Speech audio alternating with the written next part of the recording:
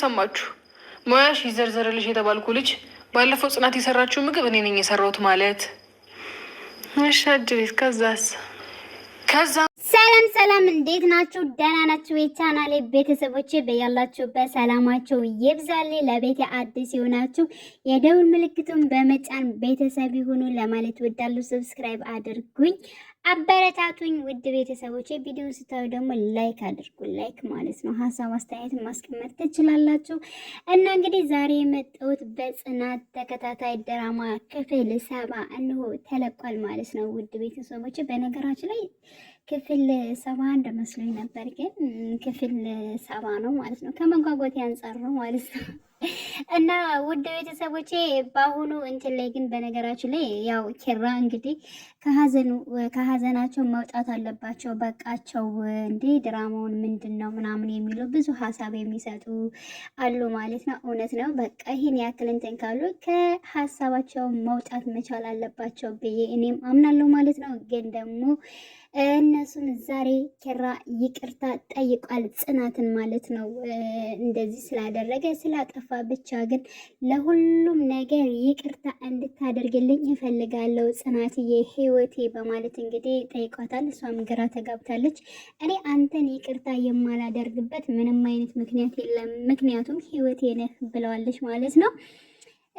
ያው አሁን ለመናገር ኪራን እዚህ ወደ ራሱ እንዲመለስ እንኳን እንዲያስታውል ያደረገው ማን ነው? ቅዱስ ነው ማለት ነው።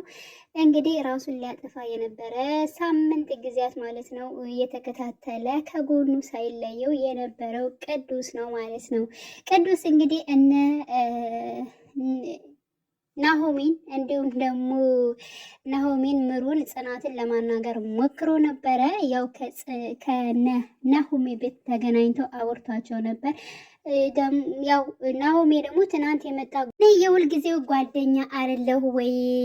ትናንት ተዋውቀህ አሁን ላይ እንደዚህ የምትናገረው ምንድነው? በማለት እንግዲህ ስለ ቅዱሴ ሲናገር በጣም እንትን እያለ ነበር ማለት ነው። ግን ደግሞ አብሮ ስለቆየና ጊዜያትን ስላሳለፈ አይደለም እኔ ስላለሁ ነው ሳምንት እንኳን ህይወቱን እንድጨምርለት ያደረኩትኝ። ስለዚህ ራሱን ሊያጠፋ ሲል ነው እኔ ያገኘሁት ብሎ ስለ ተገናኙበት ሁኔታና እንዲሁም ደግሞ ያው ስለ እናቱ ሞት ወይንም ደግሞ እናንተ ስለደበቃችሁት ነገር እጅግ በጣም ተስፋ ቆርጧል። ምክንያቱም ማንን ሰው አይተማመንብኝም በማለት በኔ የሚያምን ወይንም ደግሞ በኔ የሚተማመንብኝ አንዳችም ሰው ሊኖር አይችልም። እናቴም ብትተማመንብኝ ያን ጊዜ ትነግረኝ ነበር። ስለዚህ ያው ማለት ደግሞ ጽናትን በኔ ልትተማመን አትችልም፣ ጓደኞችን በኔ ሊተማመኑ አልችልም። አንድ ነገር እንድጋፈጥበት ለምን አልነገሩኝም በማለት ነው ይህንን መጥፎ ውሳኔ እየወሰነ ያለው። ስለዚህ እናንተ አብራችሁትና ከበፊቱ አሁን ላይ አብራችሁት ወይንም ደግሞ ከጎኑ ልትሆኑ ይገባል በማለት እንግዲህ ቅዱስ ሀሳብ አስተላልፏል። ትክክል ነው ማለት ነው። ሲቀጥል እንግዲህ ክሩም እንግዲህ ያው ኪራን ለማናገር ሞክሯል ማለት ነው። አሁን ላይ እንደ በፊቱ አይደለህም፣ በጣም ተቀይረሃል ወንድሜ። እኔ አባትህ እንደ አባት ነው ከወደኩበት አንስቶ ለዚህ ደረጃ ያበቃኝ። ስለዚህ ከወንድምነት በምንም ታምር አለይህም በማለት እንግዲህ ኪራን አናግሮት ነበር። ለምን ተስፋ ትቆርጣለህ? ለምንስ እንደዚህ ትላለህ? ወደ ራስ ተመለስ። ወደ ባለፈ ነገር መጸጸት ሆነ ምንም ማለት አያስፈልግም እና ጀግና እንድትሆንልኝ እፈልጋለሁ በማለት እንግዲህ ነገሮችን ተናግሯል። ሌላው እንግዲህ ፄና ክብሩ ናቸው ማለት ነው። ክብሩና ፄኒ አሁንም እየተፎካከሩ ይገኛሉ ማለት ነው። ያው ተቃራኒ ለመሆን ነው በነገራችን ላይ ያለ መሸነፍ ነው እያደረገች ያለችው ማለት ነው። ሰኒም ክብሩን ለመቅረብ በጣም እየሞከረ ነው። ስለዚህ ከሰው የምትርቂበት ወይንም ደግሞ ሰውን አረቀሽ የምታስቢበት የራስሽ የሆነ በጣም ከባድ ህይወት እንዳለሽ ይታወቀኛል እና ነገሮችን እስኪ በአንድ ብንነጋገርና ብናወራ ምን ይመስልሻል እያለ በተለያዩ ነገሮች እንግዲህ ለማወጣጣት እየሞከረ ነው። እሷ ግን በፍጹም ልትነግረው አልቻለችም ማለት ነው። እኔ ሰውን አላምንም በማለት እንትን ብላለች። ከሰውም መረቄ ነው ያለሁትኝ። ስለዚህ አንተ እየመጣ ዝም ብላ አትመናጸድቅ እያለች ስትናገረው ነበረ። ስለዚህ ያው ከእሷ ቤት ምግብ እየሰራ መመላለሱን ክብሩ አልተወም ማለት ነው። ሰኒም እንግዲህ ቀልዳቸውን የሁለታቸው የማይጠገበው አልቀረም። ጽናትና እንዲሁም ምሩ በጣም እየሳቁባቸው ነበረ ማለት ነው።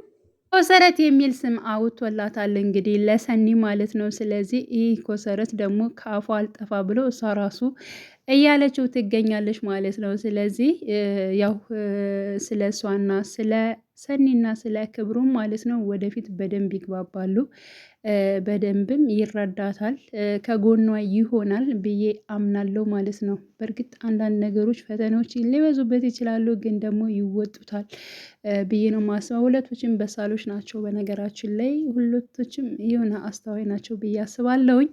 ስለዚህ ያው ሰኒና ክብሩም አንድ ላይ ይሁኑ የሚል በጣም ብዙ ኮሜንት አለ ማለት ነው። እና ያው እንግዲህ እሱም በጣም ምንድ እያበዛ ነው፣ እግር እያበዛ ስለሆነ አብሮ መሆናቸው አይቀርም። ሰኒም ቢጠፋ ራሱ አሁን ይከፋታል። ስለዚህ ወደዚያ መሄዱንም አብሮ መሆኑም ይኖራል ማለት ነው። ያው ኪራ ሳይቀር ራሱ እግር አብዝተዋል ምንድን ነው በማለት እንግዲህ ሲናገረው ነበረ ማለት ነው። እና ሰኒ ያው ጽናትና ምሩ እንዲሁም በጣም ሲስቁባት ነበረ።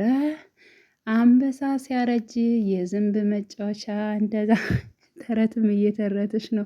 በነገራችን ላይ በጣም ዘና የምታደርገኝ ማለት ነው ሰኒም እንዲሁም ክብሩም ማለት ነው። እንዲሁም ደግሞ የሰኒ ፈገግታ ደግሞ እጅግ በጣም ደስ ይላል። በወቅቱ በጣም ፈገግ እያለች ነበር። እና ውድ ቤተሰቦቼ እንግዲህ ያው ዋናው ኪራ ወደ ራሱ መመለሱና ይቅርታ ጠይቋታል ጽናትን። ከዚህ በኋላ እንግዲህ ምንም ሀዘንም የምንም እንትን ሊኖር አይችልም። በደስታ ህይወታቸውን የሚኖሩበት አጋጣሚ ይፈጠራል ብዬ አስባለሁ ማለት ነው። እና ውድ ቤተሰቦቼ በዛሬው ቪዲዮ ይሄንን ይመስላል። በሌላ ቪዲዮ እስከምንገናኝ ድረስ ሰላም ሁኑልኝ። በያላችሁበት ሰላማችሁ ይብዛልኝ።